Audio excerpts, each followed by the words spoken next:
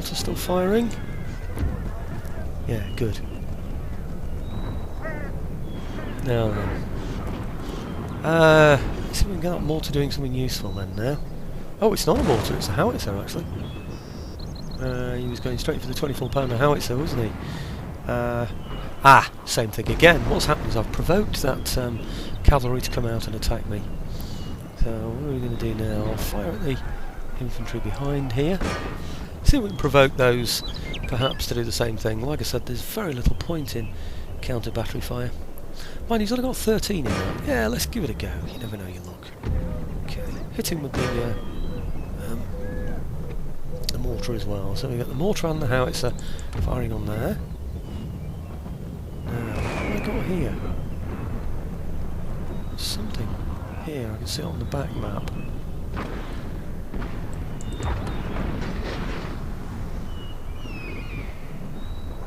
I can see something on the back map. It's there.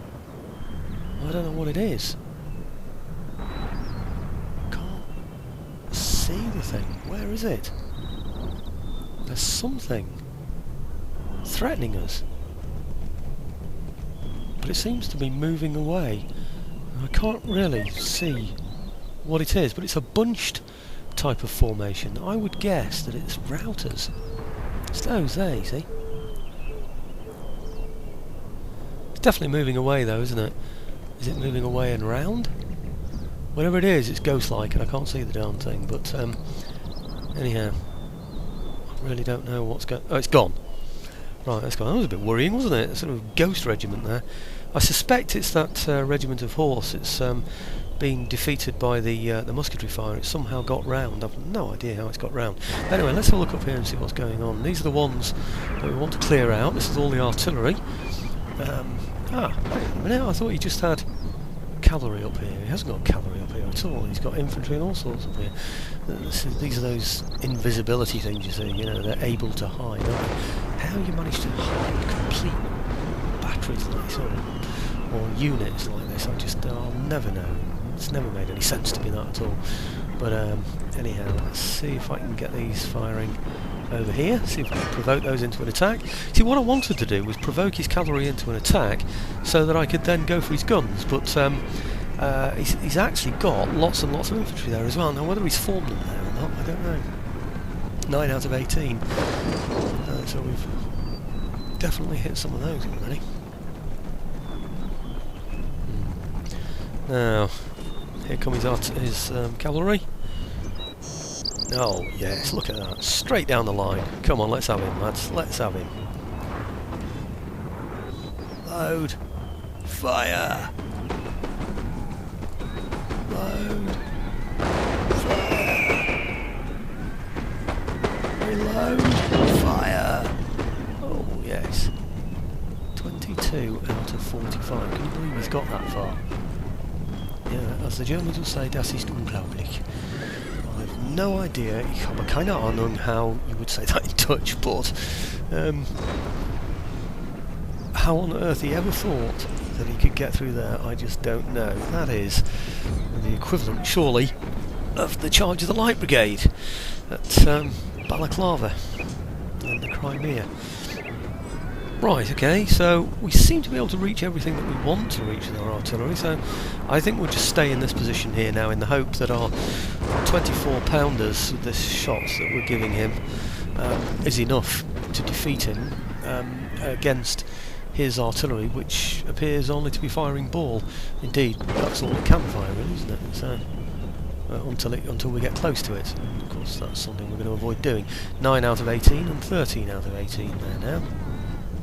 So we provoked a lot of his cavalry to come and attack us. I'm sure he's got more to come. See, these are more reinforcements coming on as well. Notice I set the battle limit to well, I took the restriction off completely. That was so that he had time to get all his reinforcements on. I want all his reinforcements coming out of the city to try and help with this battle. The reason for that is, of course, I want to make sure that I kill as many of his men as I possibly can. Okay.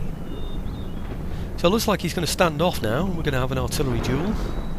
Perfectly happy to do that.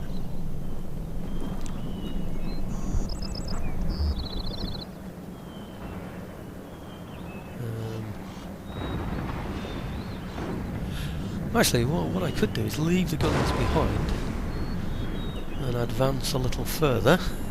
So you got there, 10 out of 13 now. Are we winning that one? Not too sure. What have we got over here? 9 out of 18 and 13 out of 13. So you've got there, 10 out of 13. Let's have a close-up. We've got some.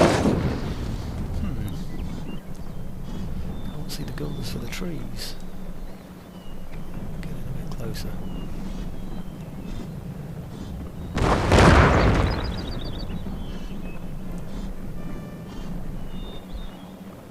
Okay, yeah, he's lost one or two, isn't he?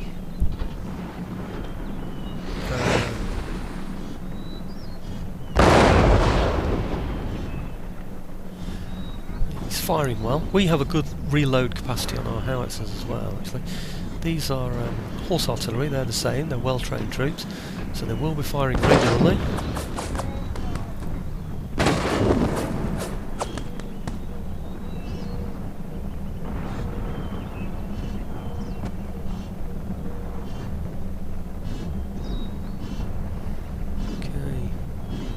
That looked a very nice shot, didn't it? But only one man dead.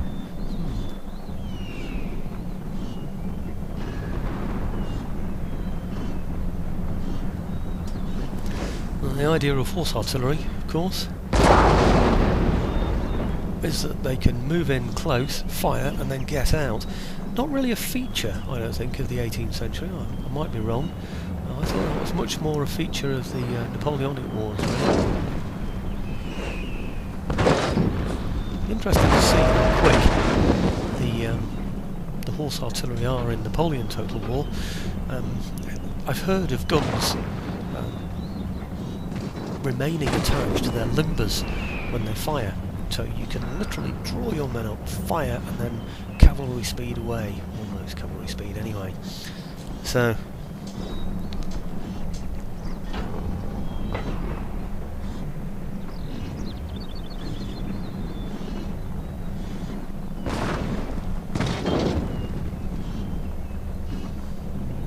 morale's pretty good with these chaps as well. 9 from an original 13, so that's 4 dead out of 13, so that's almost a third.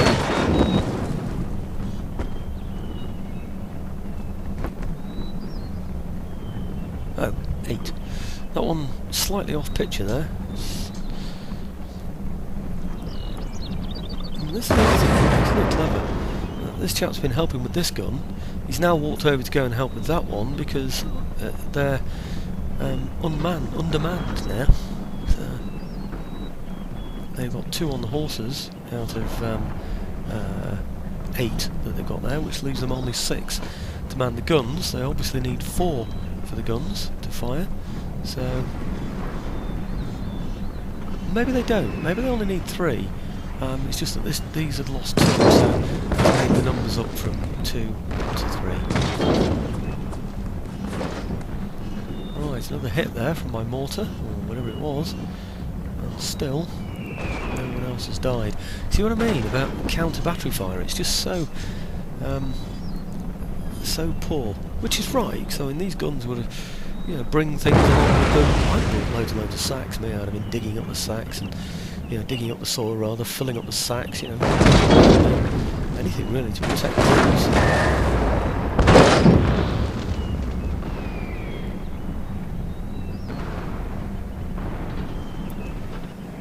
Right, well that's going slow. I don't want to advance into the face of that because I can take about 20 hits from those and lose around about 10 to 20 men. Whereas if I advance directly towards them and they fire grape at me, then I could lose 50 men in one shot. So it's just not worth it. It's far more worth it to stand back and gradually kill him. I don't know what they're doing at all. They don't seem to be able to fire at all. They're sort of all bunched up together here, aren't they? So what have we got here? They are firing.